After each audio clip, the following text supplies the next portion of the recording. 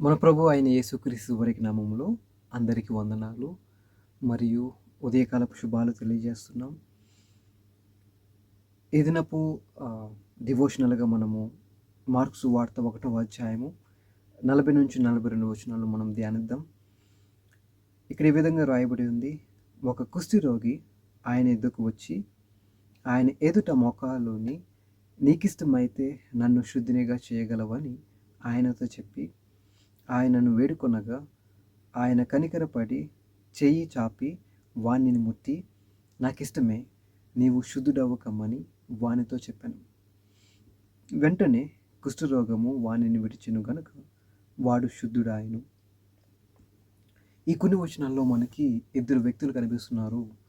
ఒకడు కుష్ఠరోగంతో బాధపడుతున్న వ్యక్తి, రెండవదిగా కుష్ఠరోగాన్ని బాగు చేస్తున్న యేసుప్రభు వారు కనిపిస్తున్నారు.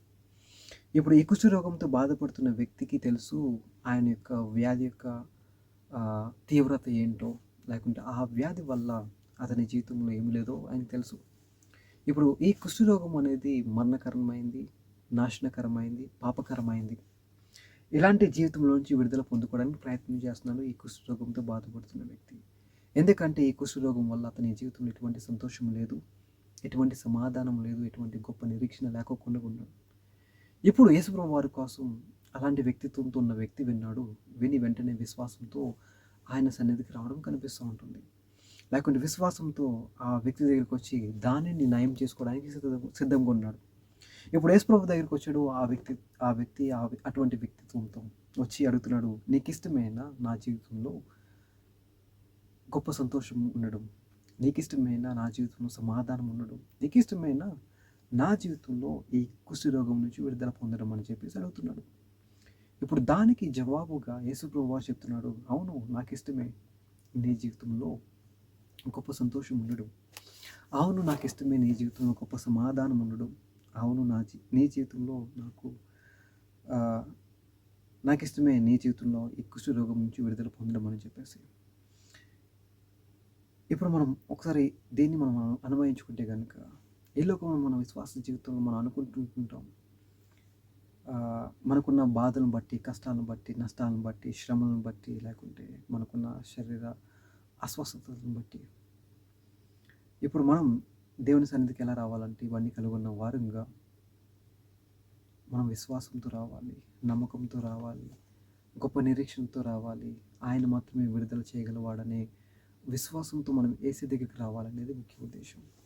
ఇప్పుడు ఇవన్నీ కలిగిన వ్యక్తి, కుష్ఠరోగంతో బాధపడుతున్న వ్యక్తి వచ్చి అడుగుతున్నాడు, నీకు ఇష్టమైన దేవుడు చెప్తున్న మాట ఏంటంటే ఈ దినాన ఈ ఉదయకాలమున ఆయనకి చాలా ఇష్టము నీ జీవితంలో గొప్ప సంతోషం ఇవ్వడం, ఆయనకి చాలా ఇష్టము నీ జీవితంలో గొప్ప సమాధానం ఇవ్వడం, ఆయనకి చాలా ఇష్టము నీకున్న ప్రతి ఒక్క బలహీనత నుంచి, ప్రతి ఒక్క నాశనకరమైన జబ్బు నుంచి, ప్రతి ఒక్క మరణకరమైన రోగం నుంచి విడుదల దయచేయడం. దానికన్నా విలువైంది మన పాపాలను క్షమించడం ఆయనకు చాలా ఇష్టం. ఎందుకంటే ఈ లోకానికి ఆయన రావడానికి గల కారణం ఏంటంటే లేకుంటే నా పాపపు జీవితాన్ని క్షమించడం కోసం మాత్రమే నా కోసం ఈ లోకంలో జన్మించాడు, మనందరి కోసం జన్మించి ఉన్నాడు. సో ఇప్పుడు ఆ వ్యక్తి యేసుప్రభు దగ్గరికి రావడానికి గల కారణం ఏంటంటే ఆ వ్యక్తి విన్నాడు యేసుప్రభు యొక్క గొప్పతనం ఏంటో, ఆయన ఎంతగా ప్రేమిస్తున్నాడు ప్రజల్ని, ఆయన ఆ ప్రేమతో ఆయన కనికరంతో ఏ విధంగా మనుషులను బాగు చేస్తున్నాడు విన్నాడు. కాబట్టి ఆ వ్యక్తి చాలా విశ్వాసంతో రావడం కనిపిస్తుంది యేసుప్రభు దగ్గరికి. ఈ దినం మనం వింటున్నాం. ఇప్పుడు విన్నా మనం అందరం కూడా జ్ఞాపకం చేసుకోవాలి, యేసుప్రభు చాలా గొప్ప సంతోషంతో ఉన్నాడు. ఎందుకంటే నాకు గొప్ప జీవితం కలిగి చేయడానికి ఆయన చాలా చాలా ఎదురు చూస్తున్నాడు, నాకు గొప్ప శాశ్వతకరమైన జీవితం ఇవ్వడం కొరకు. దేని నుంచి అంటే నాకున్న ప్రత్యేక నాశనకరమైన రోగం నుంచి, బాధల నుంచి, తర్వాత నాశనకరమైన జీవితం నుంచి విడుదల దయచేయడం అంటే ఆయనకి చాలా ఇష్టం.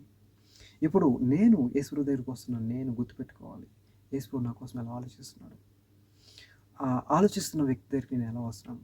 ఇప్పుడు ఆ వ్యక్తి కుష్ఠరోగంతో బాధపడుతున్న వ్యక్తి ఈ లోకంలో ఉన్న వారి దగ్గరికి వెళ్ళట్లే, ఏ లోకంలో ఉన్న పలుకుబడి ఉన్న వారి దగ్గరికి వెళ్ళి అడగట్లే ఈ గొప్ప సహాయాన్ని. బట్ ఎవరి దగ్గరికి వచ్చి అడుగుతున్నాడంటే విశ్వాసంతో యేసుప్రభు దగ్గరికి వచ్చి మోకాళ్ళుని అడుగుతున్నాడు.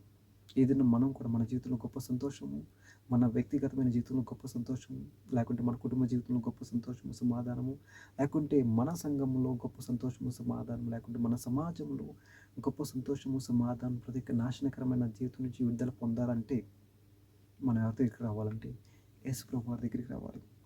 ఇప్పుడు ఈ ఉదయకాలం నుంచి ఆ వాక్య ప్రకారంగా మనం మాట్లాడుకుంటే కనుక యేసుప్రభువు మన జీవితంలో గొప్ప సంతోషాన్ని, సమాధానాన్ని, గొప్ప విడుదలను, గొప్ప రక్షణ ఇవ్వడానికి సిద్ధంగా ఉన్నాడు. బట్ మనం ఏం చేయాలంటే అలాంటి జీవితాన్ని పొందుకోవడానికి సిద్ధంగా ఉన్న వ్యక్తిగా, అలాంటి జీవితాన్ని కోరుకుంటున్న వ్యక్తిగా, అలాంటి జీవితంలోనికి వెళ్ళడానికి ఇష్టపడుతున్న వ్యక్తిగా విశ్వాసంతో ఆయన సన్నిధికి వచ్చి అడగడం అనేది చాలా విలువైంది, ముఖ్యమైనది.